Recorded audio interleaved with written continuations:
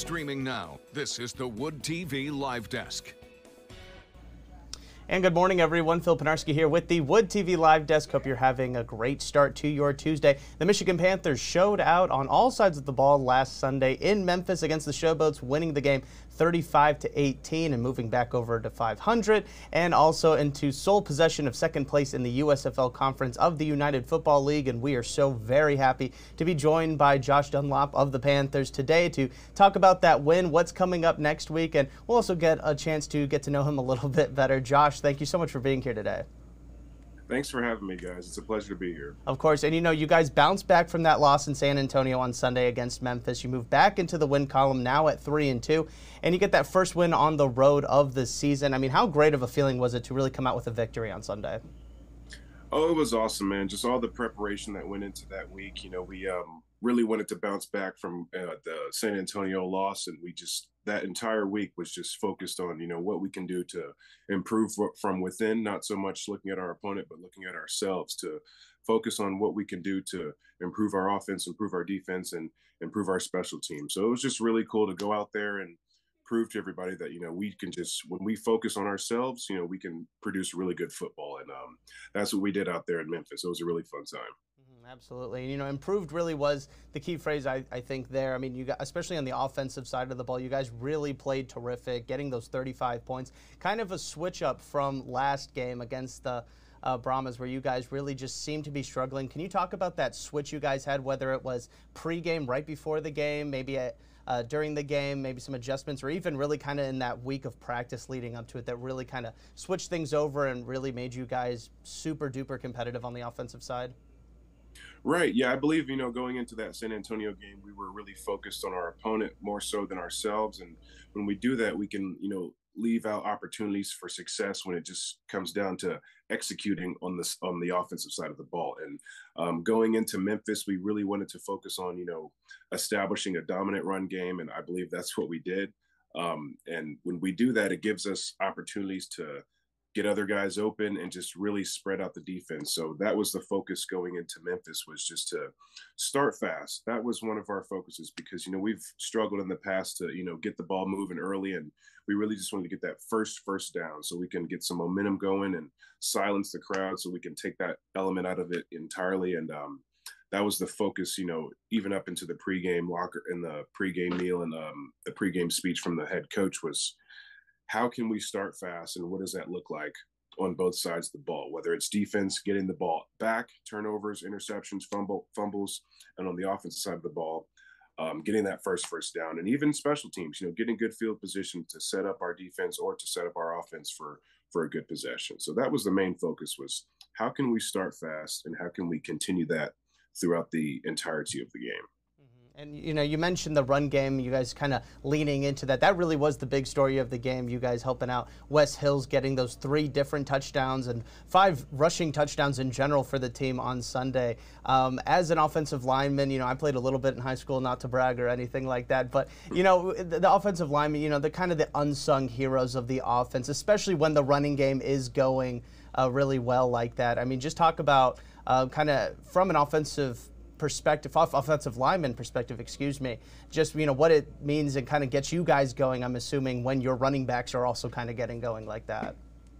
Oh, it's really satisfying, to execute your block and to see Wes Hills or Matt Colburn running behind you to get into the end zone is just a really awesome feeling, because you practice that all week with your position coach, how to, get Wes or get Matt open so they can make a play. And it's just such a wonderful feeling to see them, at the corner of your eye run past you as you got your guy blocked. It's just, it's no other feeling like it. I mean, it's surreal because, you put in all this work throughout the week and preparation and studying. And when you get out there on game day, it's almost seamless because you've done so much preparing that almost nothing can surprise you. And I think that's where the game is won and lost, is that week of preparation, because if you can plan for almost any scenario to happen, when it finally does happen, you're already ready for it because you've been studying it all week. So just to start out like that, with our certain run plays, to see Wes, hurdle a guy, and just, like you said, so many touchdowns. And it was just awesome because, it's been well deserved for him. And we love Wes and we love Matt, and we're just going to keep doing what we can to get those guys touchdowns. But like you said, sometimes the O-line can, we only kind of get called out when we're not doing too good. But when we do good, it's a wonderful feeling because we know that we're at the core of whatever can happen. It can't happen unless we're on top of our game. So it's an awesome feeling just to see those guys have fun and score some touchdowns. Yeah, no, absolutely. And, another big story that I think really plays into the offensive lineman side of this thing is protecting the quarterback. And, of course, you guys had a new starting quarterback for that game as well. Danny Etling took over for E.J. Perry. I mean, from your own perspective, he played pretty well on the stat sheet. But, what was it like kind of having a new voice? Obviously, he's gotten some playing time during the rest of the season, but now he's sort of the guy for this offense for the next couple of weeks at least. I mean, what was it like having kind of that new voice in the huddle for you guys? Oh, Danny's awesome. We love E.J. Perry so much, and Danny was more than willing to step up to the plate and answer the bell. So when he came back there, it was awesome because we had a great week of preparation, and we got everything down with the cadences to the snap between the center and him. So he really answered, and I love Danny. He's an awesome guy, and I just wish the best for him, and I can't wait to see him improve week after week. And he's just a really good guy. He takes care of the O-line pretty well, and we take care of him. So it's a really good connection. Mm-hmm. And I kind of want to shift over things now a little bit, Josh. I mean, talking a little bit about you, just kind of letting the fans get to know you a little bit better. I mean, you've had stints both in the NFL and the Canadian Football League, and in the past, you played over at UTSA with the Roadrunners. I mean, what is it about football for you that really makes it something that you want to do for really the rest of your life and kind of continuing with your career? I mean, coming all the way to the UFL, I mean, what really was it about playing football, being on a football team that made you want to continue your career here in this league? Yeah, man, that's a deep question. I think it comes down to, those first reps back in youth football when, you're still learning how to put on your helmet and, adjust your pants. And you're like, I remember when I first started playing football that I did not like it at all because it was hot and it was muggy and it was outside, but my friends did it. And that's why I kept doing it. So I just kept going to practice. And when I got to high school, I got a really huge growth spurt and I ended up being, the size I am now. And I'm like, okay, maybe I can, have some fun with this, and kept playing throughout high school and was blessed enough to continue out through college. So when we got to UTSA, it was just a wonderful time. My mom was able to come to all of my games and support me, which was just amazing. And just going through that entire journey, you learn so much, being with so many different groups of guys and different levels of football. As you keep playing and as you get older, you become more wise. You always wish you could go back and, tell your younger self to play this way, practice this way. But when you look at it, going back, it's a really fun journey, man. Being able to play at this level at this age is really a blessing. And I just try and take care of my body as much as I can, just so I can perform well on game days. And it comes down to, just having something that I can bring my mom out to and my family out to at like an event on the weekends is just really awesome. It's a really cool feeling having them travel with the family and, make hotel reservations. I just think that's an awesome thing to provide for my family. And my mom, she's been so blessed and fortunate to be with me for this entire journey. She actually was able to, at our first home game, sing the national anthem for our home opener, which was just ecstatic.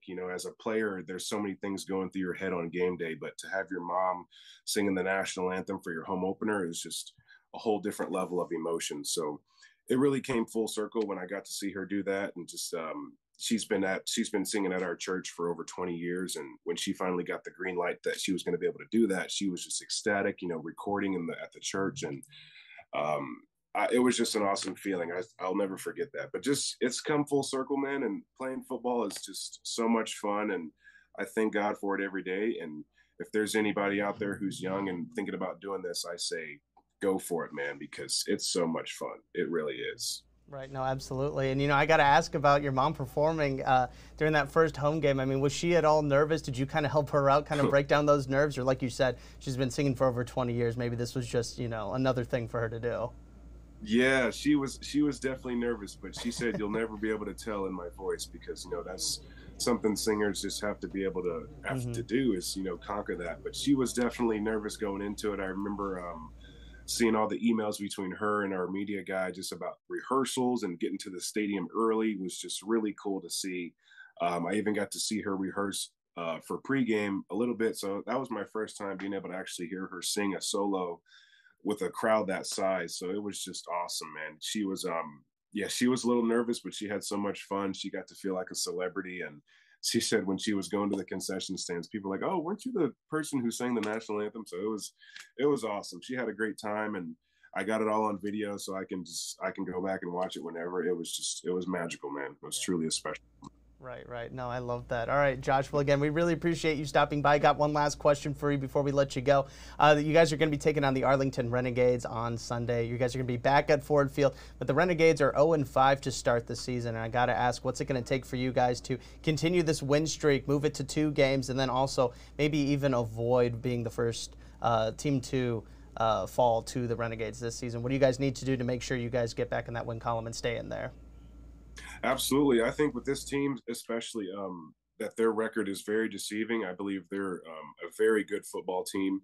When it comes to preparation for these guys, it ties back into how we prepared for this past week. And it's not so much looking at them, it's looking at ourselves and seeing what we can do to improve from within. Because when we focus on the opponent so much, we can forget about, what we're doing from within. So this week, their record isn't even a topic of discussion in the meeting rooms, really. It's more so just, what they do and, how they do it. So we're going to go out there and we treat every game like, it's the last game. So we're excited just to get back out there, especially at Ford Field at home with all the fans. So we love Ford Field and we love the fans there, especially. They're awesome.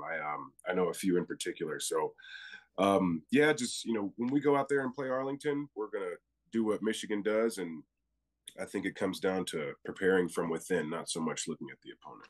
Right, absolutely. All right, love that answer. Josh, thank you so much for being here. I do want to remind everybody watching that your Michigan Panthers are going to be taking on the Arlington Renegades this Sunday at 1 p.m. at Ford Field. You can, of course, find tickets right now over on our website, woodtv.com. We've got all the links you need there down below. Josh, one last time, thank you so much for stopping by on the live desk today. We really do appreciate it. Thank you, guys. Thanks for having me. Of course. And I want to thank everybody else for tuning into this latest edition of the Wood TV Live Desk. I'm Phil Pinarski, and we hope you have a great rest of your day.